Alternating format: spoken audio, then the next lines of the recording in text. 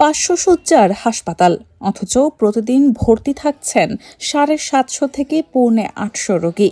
অতিরিক্ত রোগীর চাপে বেড না পেয়ে মেঝেতেই চিকিৎসা নিতে হচ্ছে অনেককে। রোববার দুপুরে কিশোরগঞ্জের শহীদ সৈয়দ নজরুল ইসলাম মেডিকেল কলেজ হাসপাতালের 4র্থ তলার মেডিসিন বিভাগে এমন চিত্র দেখা যায়। বেডের বাইরে মেঝেতে ম্যাট্রেস ও চাদর বিছিয়ে চিকিৎসা নিচ্ছেন বেশ কয়েকজন রোগী। প্রচণ্ড গরমে এমন পরিবেশেই দিন কাটছে রোগী ও স্বজনদের। এখানে আসছি প্রায় 3 দিন যাবত, এখন পর্যন্ত কোনো সিট পাইতেছি না। এই ফ্যান নাই, গরমের মধ্যে ভুগতেছি। অনেক সমস্যা হইতেছে এই জায়গায় আসার পরে। নান্দাল চৌরাস্তা থেকে আসছি, সিট পাই নাই, উপরে পাকা নাই।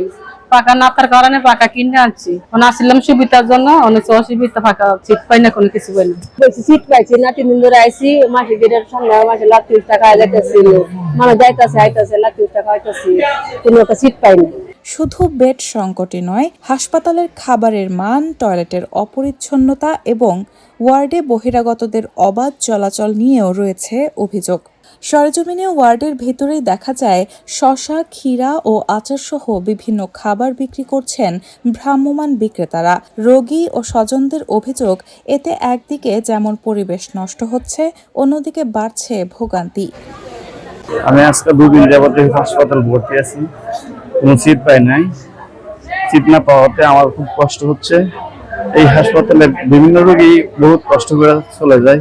গরিব মানুষ হয়তো ক্ষমতার কারণে পায় না। অনেক ব্যক্তি আছে যে ক্ষমতা দেখে সিট নেওয়া যায়। আমাদের মতো ব্যক্তিরা যারা গরিব মানুষ, সিট ছাড়াই হাসপাতালে থাকতে হয় 2 দিন, 5 দিন, 7 দিন, এভাবেই আমাদের দিন যাচ্ছে। সিট নাই, পরবর্তী দিব সমস্যা হইলে করার কি, লোক সংখ্যা বেশি, কিছু তো করার নাই। হাসপাতাল কর্তৃপক্ষ বলছে, নির্ধারিত শয্যার তুলনায় রোগীর সংখ্যা অনেক বেশি হওয়ায় বাধ্য হয়ে মেঝেতে রোগী রাখতে হচ্ছে। শুধু মেডিসিন নয়, শিশু ও হৃদরোগ বিভাগেও রয়েছে অতিরিক্ত রোগীর চাপ।